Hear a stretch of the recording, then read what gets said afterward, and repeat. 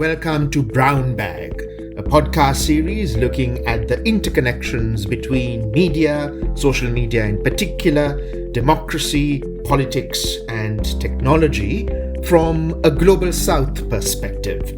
My name is Hattotuwa, and I am a special advisor at the ICT for Peace Foundation.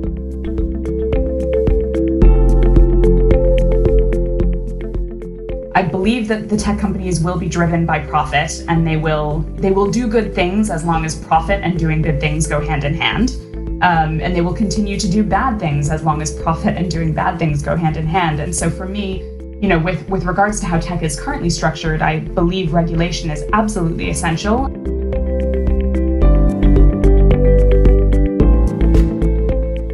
We all exist in the world today as, people in an offline setting, the kind of like with kinetic human relationships, and we all at every moment of the day have our smartphones with us and exist in an online setting and continue to and hold those relationships, the same relationships we hold offline, we also hold those relationships online. And so for me, the importance of kinetic human offline relationships is absolutely critical as online relationships.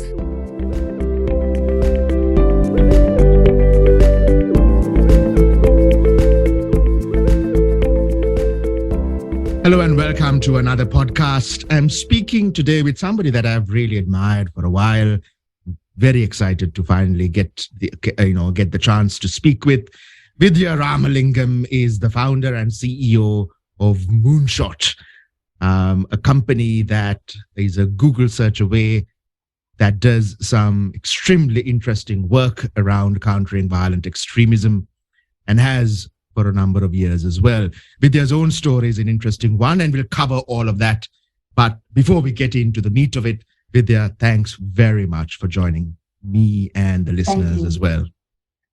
Thank you so much, Sanjana. It's a pleasure to be here with you.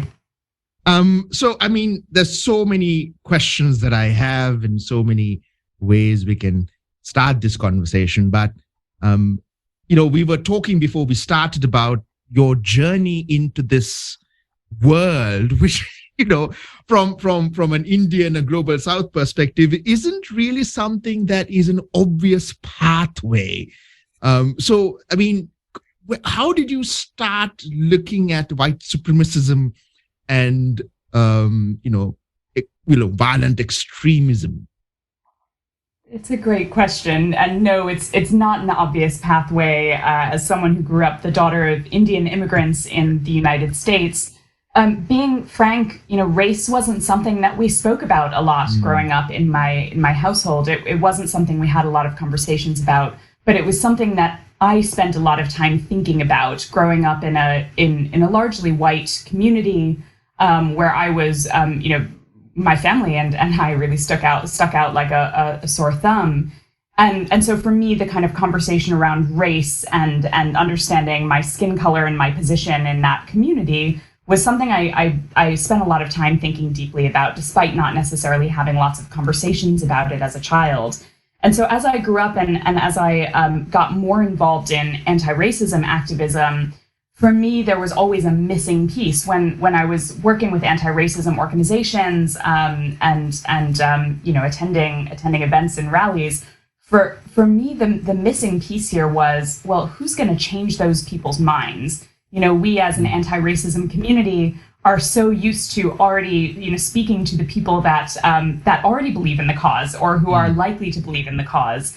But for me, I really wanted to explore that question around how you actually change someone's path. If they are already racist, if they are already buying into these ideologies, what's it going to take to actually turn them?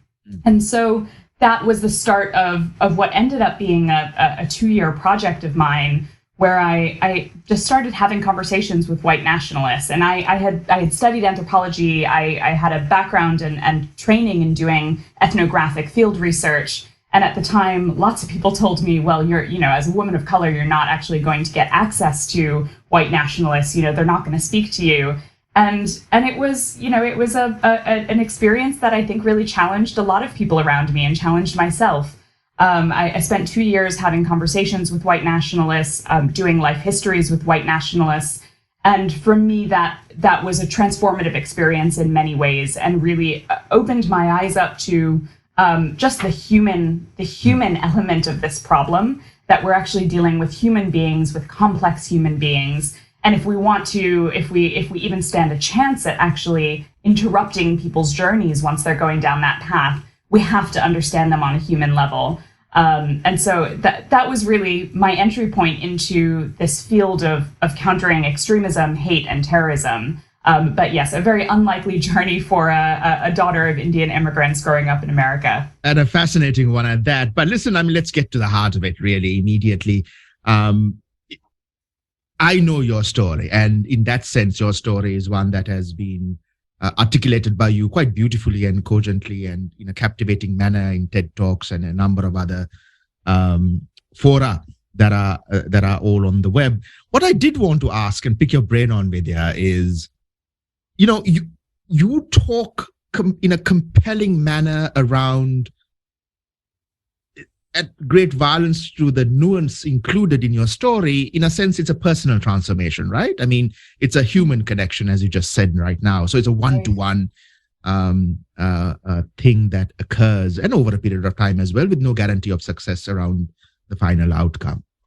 I want to pick your brain around the difference between that and structural violence, structural racism, structural prejudice, and the kind of structural, ingrained, decades-old issues around division, hate, hurt, and harm in societies, including racism, for example, and the space for what you do and have done. And, in a sense, what I'm trying to get at is, how do you scale what you have done in the structural context, conditions, and countries that these problems are prevalent in? Does that make any sense? It does.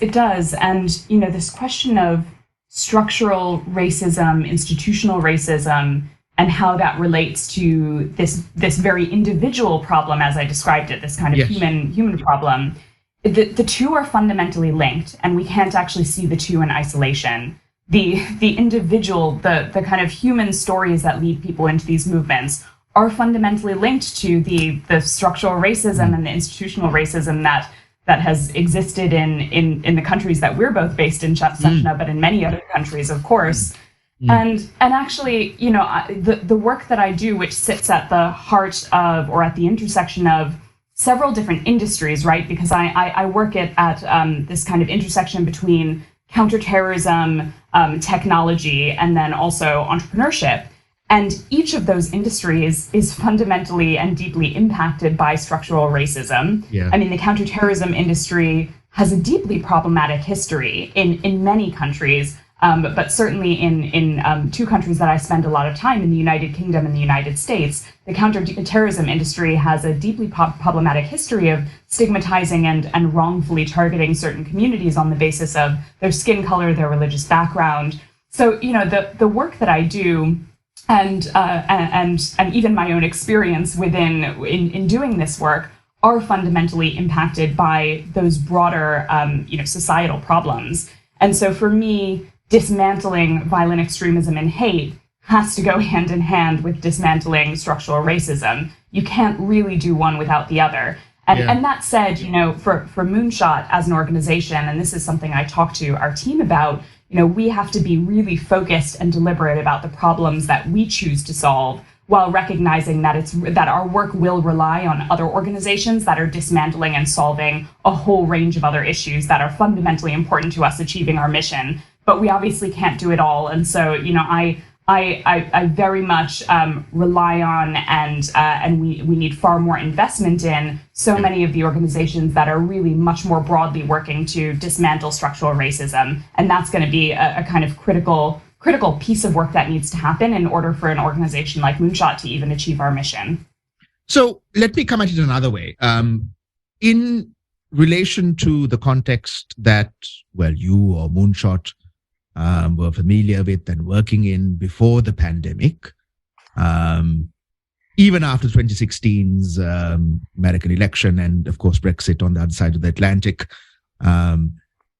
would you see any dramatic change, for the good or the bad, post-pandemic, with regards to what you just articulated, insofar as the structural conditions go and how conducive they are and malleable to accommodating what you and Moonshot do, such that it's not a drop in an ocean? Well, being honest, when I set up Moonshot, but also when I first entered this space of working on prevention of white supremacist violence, I always considered myself to be working on a niche fringe issue.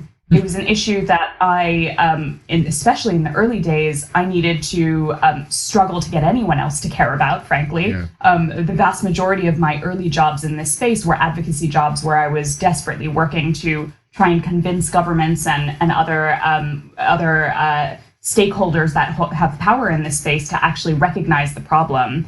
And when we set up Moonshot in 2015, we always prided ourselves on being an organization that was dealing with, in some cases the thousands or the hundreds, but even in some cases the dozens of potential perpetrators. Like, it was very much focused on reaching small communities that are at risk of perpetrating great harm.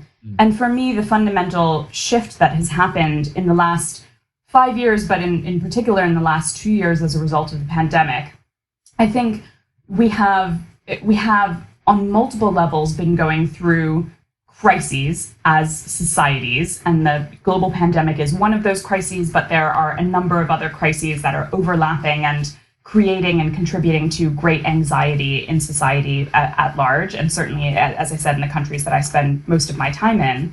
And the kind of mass levels of anxiety and these moments of crisis are moments where extremists have always sought to exploit that fear and try and turn that fear into personal gain for those movements.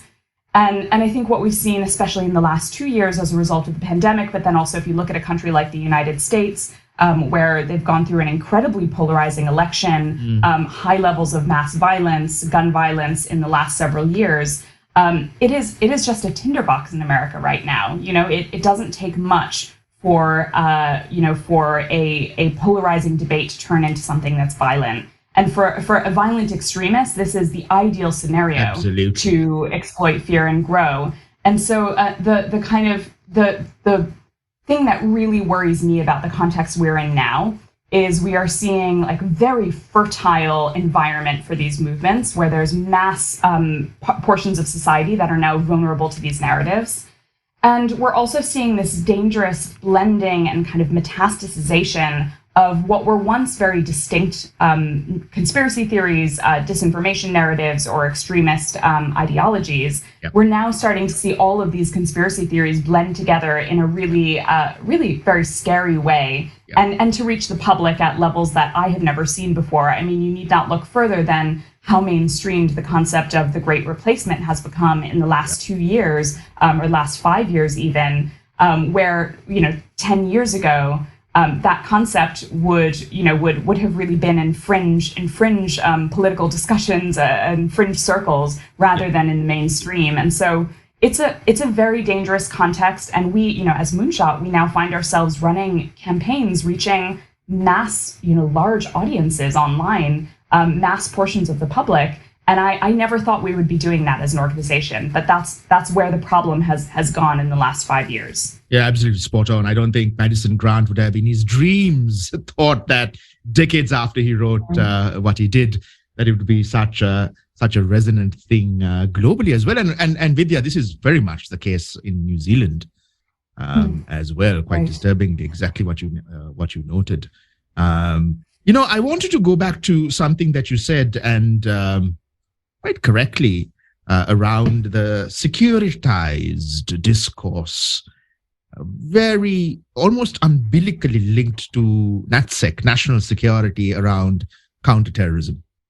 And I just tweeted today, at least on the day that we are recording this, my concern with what was a very helpful capture of New Zealand's approach to counterterrorism that they are still working on after March 2019. And they have put out a PDF with a with a capture of all of what the government departments and agencies and police and intelligence are doing. And I was concerned on a number of counts, but one was that it was a very heavily securitized language and vocabulary. And it was also very heavily, biased towards CT. Whereas I think that the conundrum here is that it's arguably biased towards CT because it's responding to March 2019. But for me, at least, and correct me if I'm wrong, and by all means, push back on this, but linked to what you said, the context and culture and community and countries that we're dealing with today, you and I both, it's a wicked problem where, in a sense, without erasing or taking away from the brutality and the violence and the awful nature of it, March 2019 seems an almost simple issue now in with respect to what we are dealing with. Would you agree around that? And if you do, I suppose the second part of the question is, where does human security lie? It's, I wouldn't go as far as saying that March 19th is a March of 2019 is a simple problem to solve. It's a piece of a much larger puzzle and a very complex puzzle. And there is a place for a securitized approach, but a securitized approach cannot solve all of our problems. And one of the messages that I've really pushed with lots of policymakers and governments that I've advised over the last several years, but certainly since the attack on Christchurch and since the subject of preventing white supremacist terrorism has kind of really entered the global political conversation, is we cannot make the same mistakes that we made in a post 9/11 context. I mean, the entire counterterrorism industry in the United States and in Europe was really developed in a post 9/11 context. There were lots of mistakes made, in particular, the over-securitization of our prevention approach, and then the securitization of certain communities that did not actually require that sort of security-based response. And we obviously need to learn from those very real mistakes that were made, the discriminatory practices that were put in place as we respond to this issue. But I think we have to kind of separate out some of the problems here that we're dealing with. And they're all interconnected, they're all related, but there are different responses that are required at every spectrum of this problem. So I'll kind of take you through for a moment. There's 5 different tiers that I see here. So one is clear-cut cases of terrorism. And let's, for argument's sake, and also because it's my area of expertise, let's say we're focusing on white supremacist terrorism. There are clear-cut cases where there are people planning and plotting violence. The Christchurch attacker would have fallen into that category, where our legal systems, criminal justice systems, and policing systems need to be equipped to handle those cases, to identify those cases, interrupt them, and also process those individuals through the criminal justice system. So that's one tier. There's then another tier of individuals and problems, which are the hardened ideologues and the people that are organizing violent extremist or extremist activities, people who are getting involved, but who haven't necessarily done something that's illegal yet, and where the criminal justice system can't actually respond. Even if we wanted it to, it can't, because these individuals haven't done something illegal. Those communities require an entirely different approach.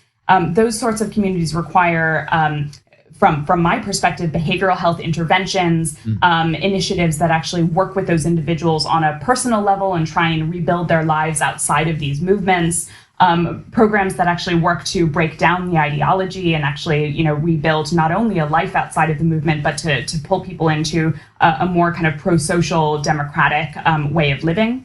So that's another tier. But then above that, and if I talk about those tiers as being at the kind of bottom end of a funnel here, and we're moving up this funnel into the wider public, You then have another few tiers of individuals. You have people who are supporters of these ideologies, who are not actually committed but are engaging, and they're ripe for prevention efforts. But those prevention efforts need to look nothing like the efforts with the people that are already involved in the deeply involved in the movements. And then one level up, you have what I would call followers, people who are riled up by the ideology but not actually engaging. And don't want to lose what they have. They have a lot to lose by going down that pathway. And with those audiences, they might be receptive to, deterrence messaging or diversion messaging. They might be open to messaging about the consequences, but it's a very different intervention there. And then at the top of the funnel, you've got the general public, the audiences that are coming into contact with, racist propaganda, disinformation, and especially now where they're coming into contact with this on a regular basis. And they don't pose a national security threat necessarily, but it is absolutely critical that we are doing work with those wider audiences to strengthen their resilience, democratic values, anti-racist norms, to boost their critical media consumption skills. But the work that needs to happen at that level needs to have nothing to do with terrorism prevention. It's about building resilience as democratic, inclusive societies. And frankly, we won't solve the terrorism problem unless we're doing work at every stage of that funnel or spectrum.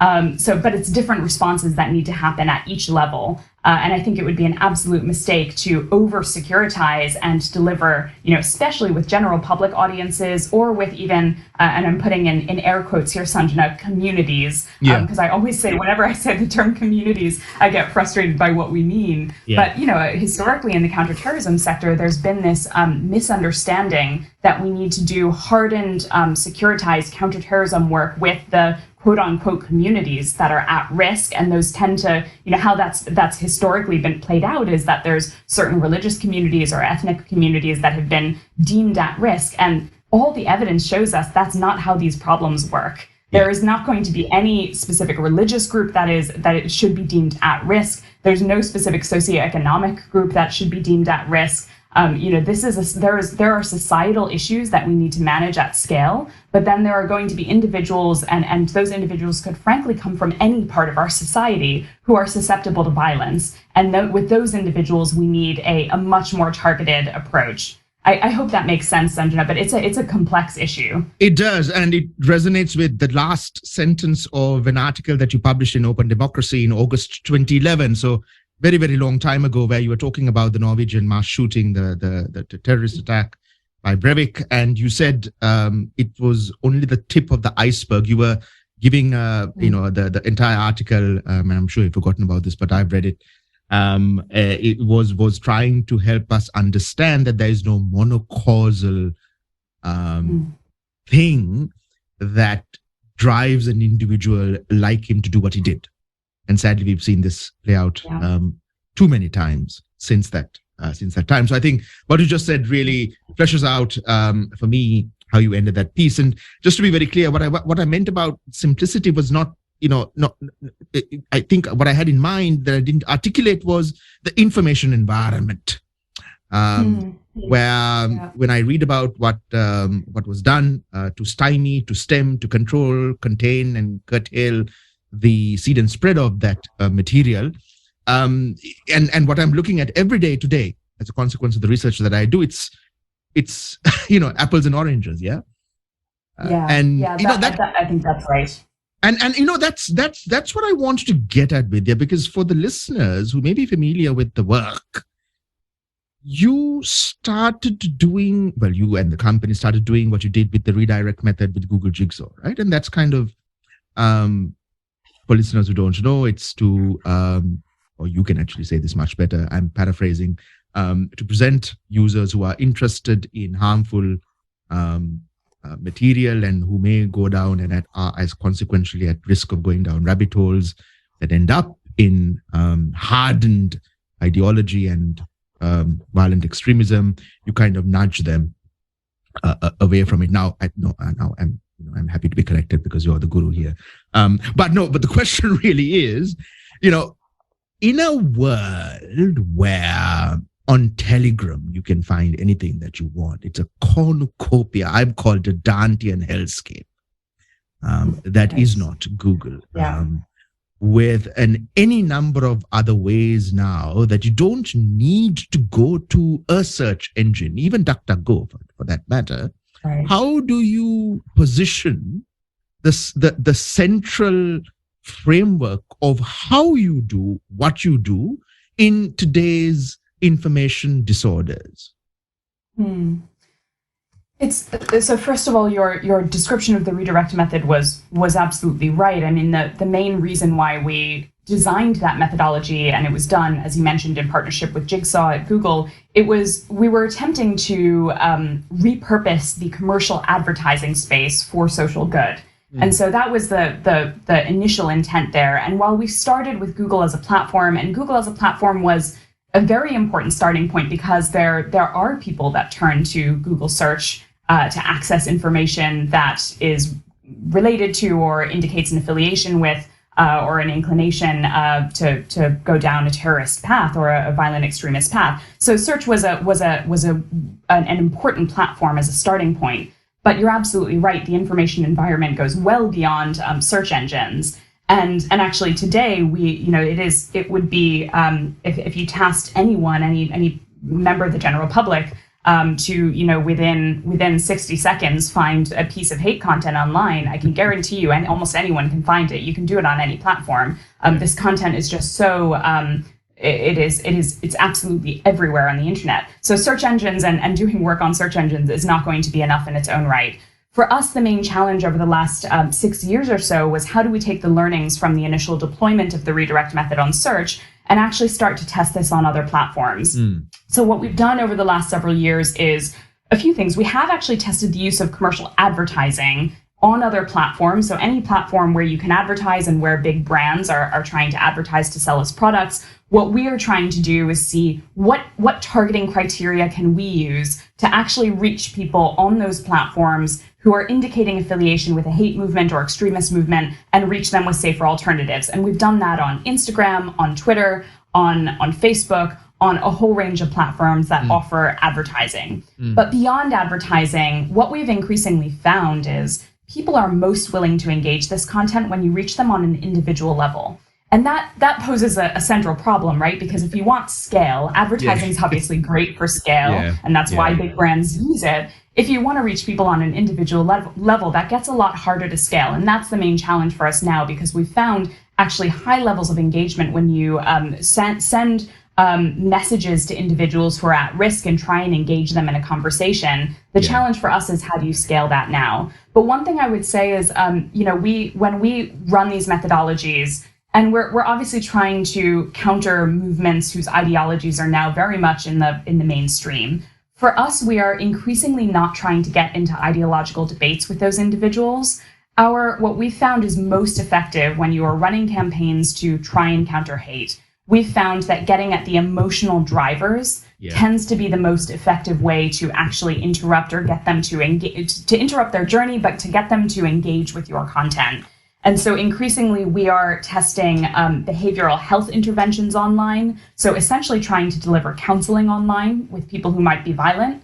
But then also for people that are at that higher end of the funnel. So I was describing, there's the people who are at risk of perpetrating violence. But then there's at the top of the funnel, there's people in the wider public who are maybe sharing this content and don't fully understand the implications of it, who haven't necessarily been pulled into a violent extremist movement, but who still require an intervention of some form. And what we've been finding with those audiences is, there's a whole range of empathy-based messages or emotion-based messages that seem to be effective. For example, telling people the impact of the harmful messaging that they're sharing. If people are sharing hate content, actually direct messaging them and letting them know the actual impact of the words that they're using has a surprisingly effective response from them. So, the question for us is how you scale up that direct messaging approach. And that's something that we're working on. So I have a personal story to share. When I started Ground Views in 2007, there were rabid trolls who used to come and accuse the platform and I of all manner of other things and bias and use quite strong language. And when how this goes, right? There's no recipe. It's it's a judgment call, right? I mean, it's a feeling. I can't put it in any other way. I mean, and maybe you have extrapolated the metrics and made a model around it. But in 2007, it was a hunch that if I were to engage this person, maybe he or she would, or they would change their mind. And the thing was, some of the most rabid individuals over a period of time, they stopped commenting, but they did it after telling me that they saw what I saw. And even though they didn't agree with me all the time, they said that they were sorry for giving me a hard time and that they would not do so in the future. And they didn't. And I have some wonderful, I can never put it out because I want to respect the privacy of the individual and their capacity to change as well.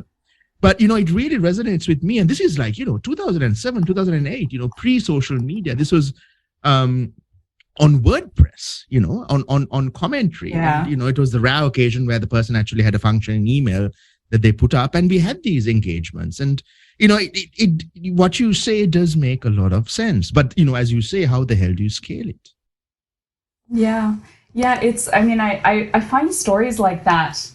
Stories like that, Sanjana, are what give me so much optimism around what's possible, even on the internet. The internet, we all talk about the internet and recognize that the internet is basically a cesspool of the most horrible things in the world at the moment. Yeah. But it is stories like that give me optimism. And I've had similar experiences. And actually, through Moonshot, what we've been trying to do is run in as scientific a way as possible, run tests that take my own assumption or hypothesis around what's possible online, and actually try and test it in settings that will get us robust evidence to prove it. And actually, we've had some really interesting results. There was an experiment that our team ran in Sri Lanka a few years ago now, where we were testing directly engaging with Twitter users who were posting ultra-nationalist and kind of hateful content against certain communities, so racialized and kind of content that denigrated those communities. And we ran a campaign where we were sending them direct messages, talking to them about the impact of their tweet and just letting them know that their tweet was hurtful and the impact that it might have. And we were able to prove, and we actually, were able to get statistical significance on the results. We were able to prove that actually receiving those messages and engaging with those direct messages actually led to a measurable decrease in those same users posting hate content in the weeks that followed. And so, it was a small scale test, and now we're working to test that in other contexts and do it at scale. But, for me, those stories that you mentioned, that's the anecdotal evidence that for me is the basis for all of these experiments that Moonshot is trying to do at scale. And I fundamentally believe that the internet creates opportunities for us to have those meaningful conversations and for people to actually do better. And we just have to keep trying, that's you have to live the example. What Groundviews did, and it was the first and the only site. It has a published framework around how you can engage with an issue without actually hurting or harming or name calling or denigration. And it was evenly applied. And, some of the hardest stuff was when I emotionally felt connected to the rhetoric against the government. And I still didn't allow it, because it had to be done. And that's kind of also where the respect from people who hated me came over time, where they kind of recognize actually, this is not a platform that even allows content that, Sanjana Hattotuwa is partial to. So anyway, we can talk about this much more, but I do want to listen, while I have you, I want you to pick your brains on something. And it is frontier issues that I think are going to be, and at some level are already front door issues. There's a whole conversation right now about the centrality of platforms and the whole raft of issues around governance and whatnot, and algos and the whole business about algorithmic amplification, and countering that. And I'm sure you've heard it is Mastodon and Blue Sky from Twitter and all the platforms that seek to democratize and give the power to the user, and that word again, communities, to kind of create the communities that they want to see and how they want to govern it. And, that there seems to be a Manichaean kind of contest, as it were, at great violence to the nuance of it around, the Silicon Valley, and then this model, which is, touted as going back to the halcyon days of perhaps GeoCities or whatever. And, I don't want to get into that debate, but the question I wanted to ask you, kind of connected to my earlier one, is in a world where we are probably going to see a greater democratization and consequentially a greater decentralization of wellsprings of hate, hurt, and harm, where we won't, you and I won't even know where they are, leave aside how to figure out, the pathways of radicalization. What do we do in that sense? I mean, in a way, the problems that we have today are with, named, companies that in a sense we can go to and say, hey, I have an idea about using ads or, changing an algo or whatnot. Yeah. But what do we do if in the future we're going to have the case where, you have those decentralized, democratized platforms that sound great, and I'm not saying that they're bad, but how do you kind of retrofit what you are trying to do in a fundamentally different model of social media, given what we have today? It's a really interesting and tough question, Sanjana. I mean, I am, first of all, on big tech and on the current way that the tech world is structured, I am, and I say this, we work with the tech companies, and I say this directly to them, but I'm hugely cynical of about the positive intentions and the will that the tech companies have to actually do good on their platform. And I am, I believe that the tech companies will be driven by profit, and they will do good things as long as profit and doing good things go hand in hand. And they will continue to do bad things as long as profit and doing bad things go hand in hand. And so for me, with regards to how tech is currently structured, I believe regulation is absolutely essential. And in addition to that, what we're trying to do is work with the tech companies to build safeguards into the platform. Recognizing the harms that they perpetrate, how can we make the platforms as safe as possible within the kind of constraints that they're operating? But I'm hugely cynical about just how far they'll go. I suppose when it comes to the possibility of decentralized tech, and you're right, that's an entirely different environment to the one that we're operating in. I see greater possibility for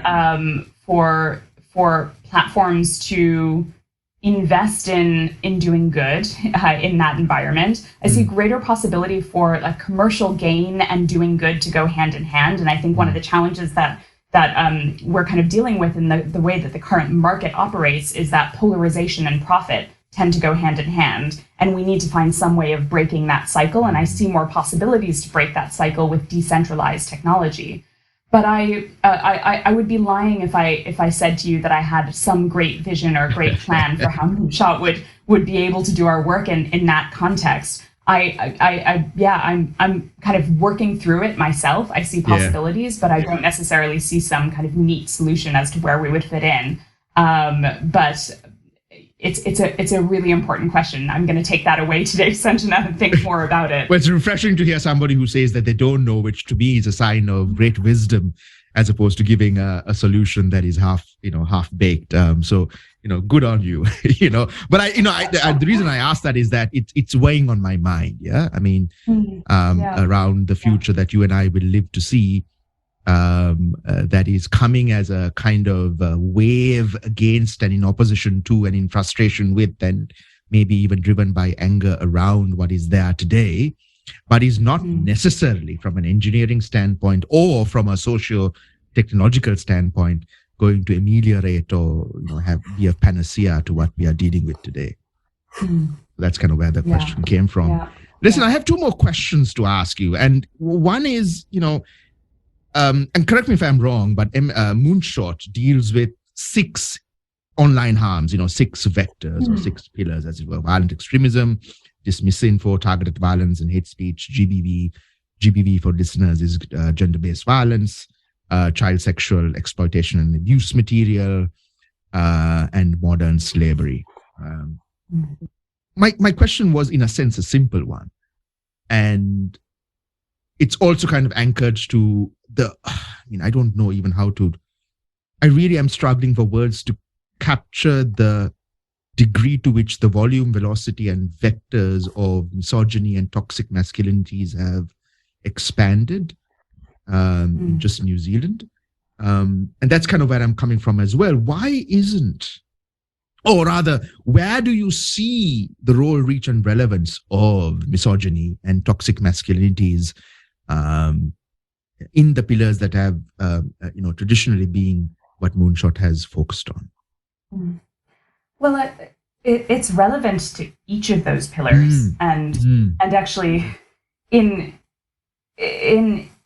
as I'm kind of thinking of each of those different subject matters, I mean, on violent extremism, it's perhaps obvious, but most of the movements and the ideologies that many of us who work in this space have worked to counter are fundamentally misogynistic. Sorry to interject there, Vidhya, but I don't think it's obvious. That's certainly not my experience. You would think so. You would hope so, yeah. But it's not. It's, in almost every project that Moonshot has run around the world, and on almost any ideology that we have done our work, there is always some sort of intersection with either gender-based violence or misogyny, broadly speaking, and it comes in different forms, but that is omnipresent in our work in almost any context where we delivered it. So for us, the two go hand in hand, and we've actually done some specific projects that look at the intersection between gender-based violence and violent extremism, and genuinely spanning ideologies.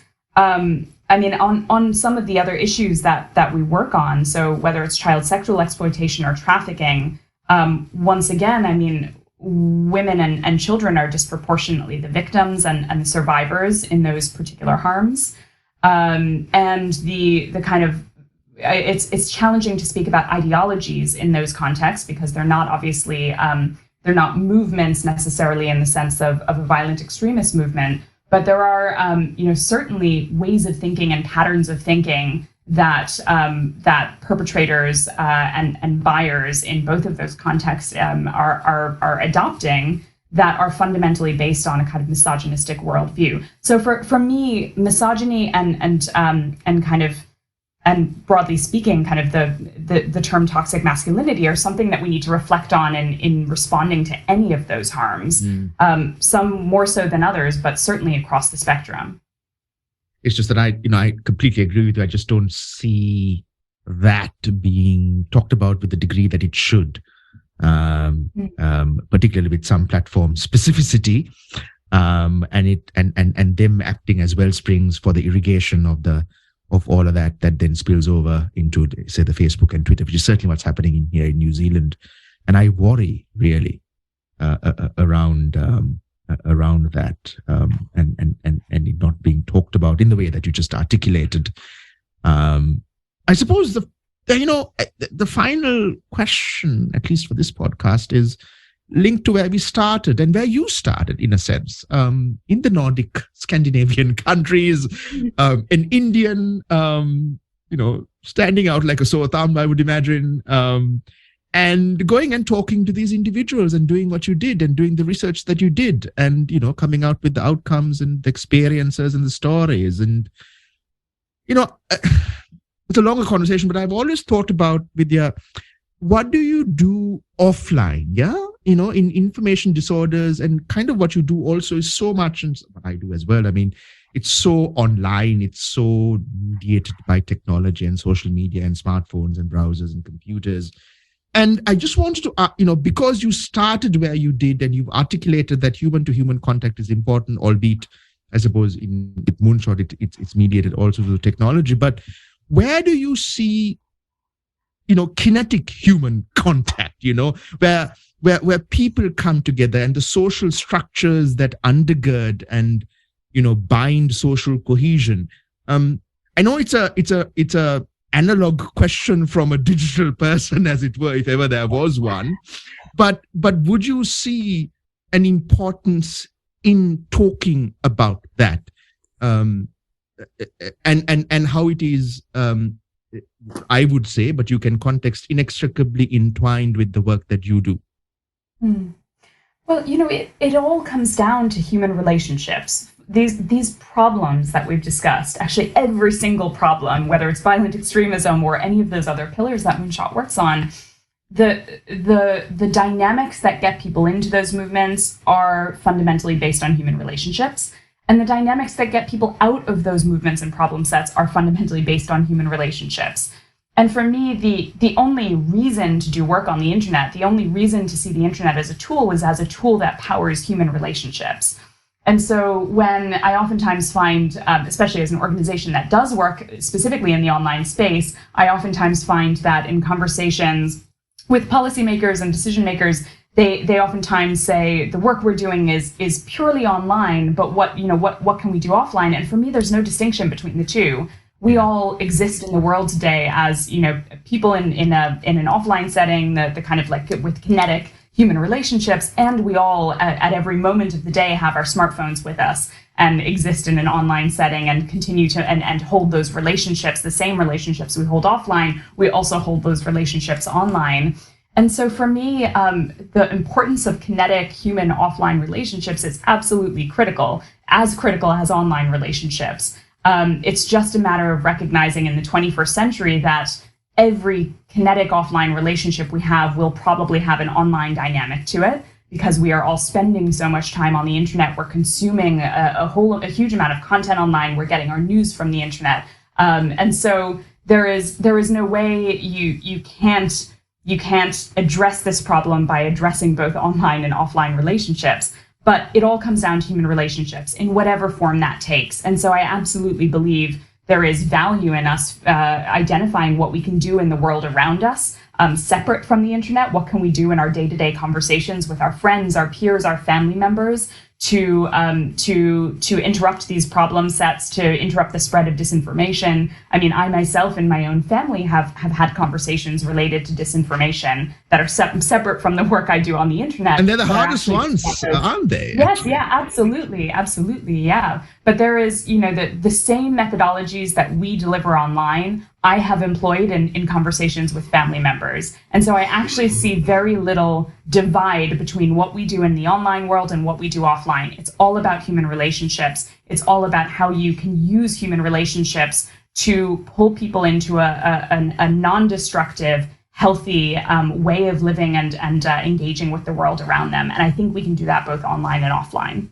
Listen, Vidhya, if you can change the auntie-uncle network from our part of the world, you are going to join the pantheon of Hindu deities, I think, if that were to be achieved, and I hope that you do, and I really do. Listen, on that note, it's been fantastic speaking with you, Vidhya Ramalingam, the founder and CEO and force behind Moonshot. Thanks very much for joining me and our listeners on this podcast. Thank you so much, Sanjana. Absolute pleasure.